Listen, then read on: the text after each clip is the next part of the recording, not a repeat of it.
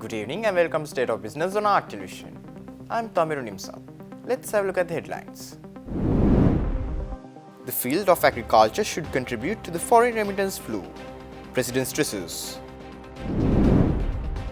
Tourism sector will be further expanded, State Minister says. News in detail. President Ranil Wickremesinghe reiterated the government's commitment to maximizing the contribution of agriculture to the country's economic advancement.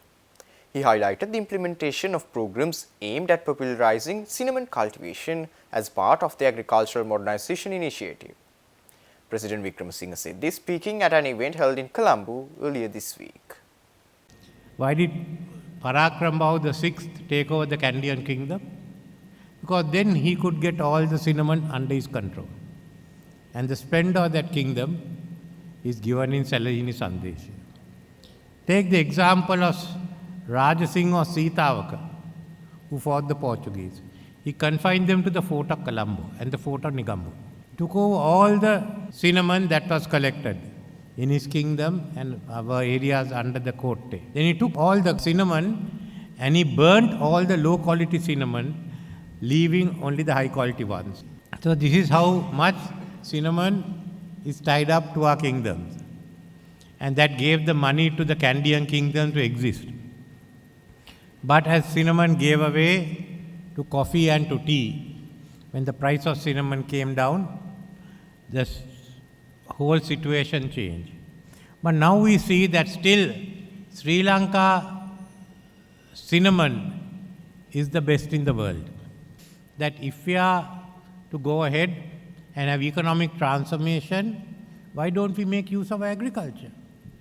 From the time of the Sinhala kings until the British left us in 1948, agriculture was our mainstay. I am not saying to do away with others, all that is essential, but we forgot agriculture.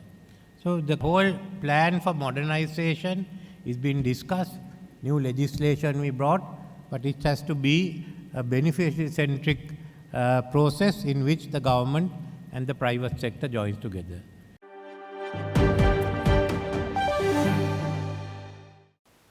State Minister of Tourism Diana Gamagi has unveiled ambitious plans to expand Sri Lanka's tourism sector, including the designation of 49 new tourist destinations as official tourist zones.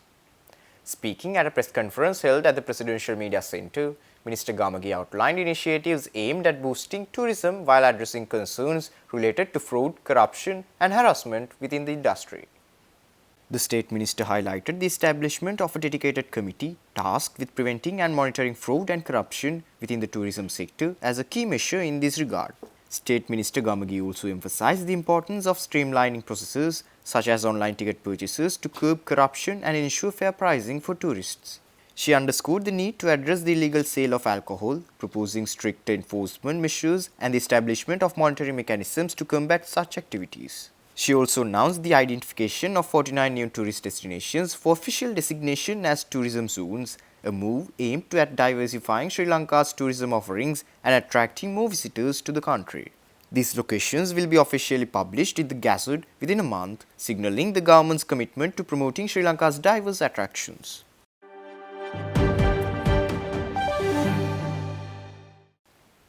Port City Colombo has entered into a significant partnership with the Sri Lanka Export Development Board to attract export-oriented businesses to Port City Colombo. The Memorandum of Understanding was signed at a special ceremony held at the Port City Colombo Sales Gallery on April 26, 2024. Chairman of the EDB, Dr. Kingsley Bernard, highlighted the partnership's significance for the Sri Lankan export community, emphasizing the awareness it will create. This partnership aims to promote the Colombo Port City Special Economic Zone as an attractive commercial destination for export-oriented businesses. It will leverage Port City Colombo's access to global markets and the expertise of the EDB to support prospective businesses. Port City Colombo is a visionary multi-billion-dollar FDI-funded project poised to redefine Sri Lanka's economic landscape. As a special economic zone, it offers a business-friendly environment with tax incentives and exemptions aiming to emulate successful economic models while promoting sustainability and livability.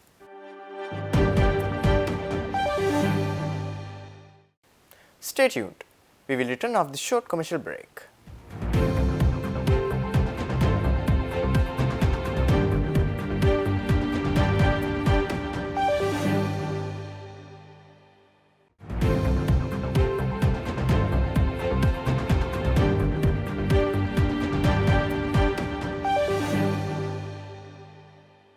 Welcome back after the break.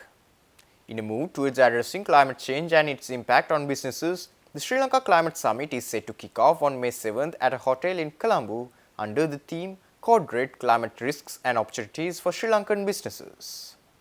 The summit, inaugurated by President Ranil Wickremesinghe, aims to highlight the urgent need for climate action and the potential opportunities for businesses in Sri Lanka.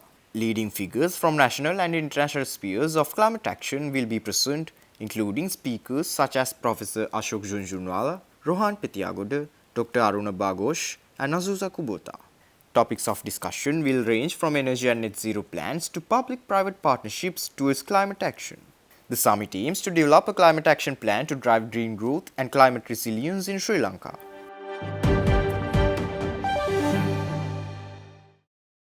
Ceylon Motor Traders Association hosted a panel discussion and a forum themed Mobility and Economic Growth, aiming to create a discussion in society about the future economic trajectory of the country.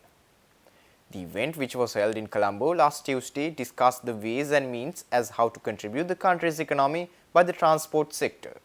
The panel of experts discussed the challenges faced by the small and medium-sized enterprises, leveraging agriculture for economic advancement, and the role of external entities in determining the trajectory of the Sri Lankan economy.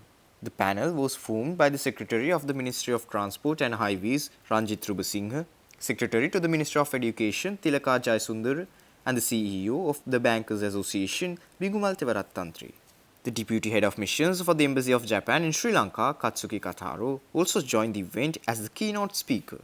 Delivering the keynote address, he expressed optimism about the country's increasing foreign remittances and exports. Somehow 2022 and the following time, there was a stark fall in the amount of remittance. But now, if we look at last year, things have come back to around 6 billion. So that's kind of back to normal. And it seems that the recent trend shows that this is also healthily increasing.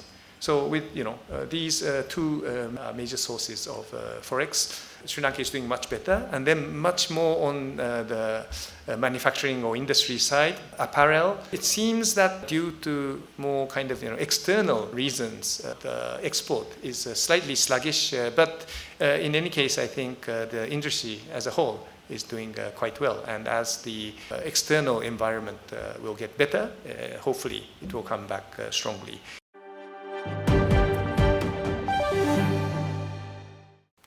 Lanka Exhibition and Conference Services announced the return of Sri Lanka's premier construction, interior products, lighting, power and energy exhibition, the Construction, Power and Energy Expo 2024. The exhibition is set to take place from July 5th to 7th at the BMICH in Colombo, Sri Lanka.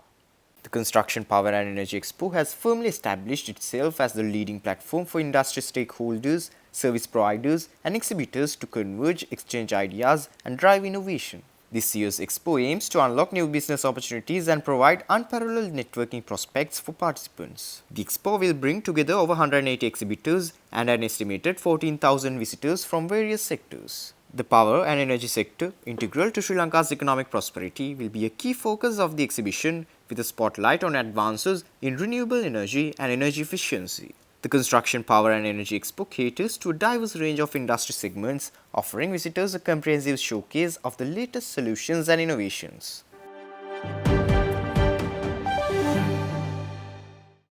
Stay tuned for stock update.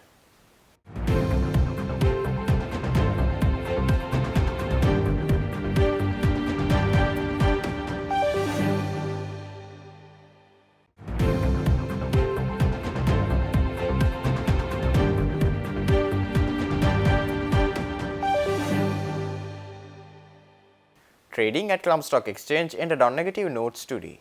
The all share price index dropped 9.26 points to close at 12,353.69, and the S&P SL20 dropped 14.2 points to close at 3,675.77. The turnover was 3 billion rupees and on 272 million shares were traded. Up next are forex rates.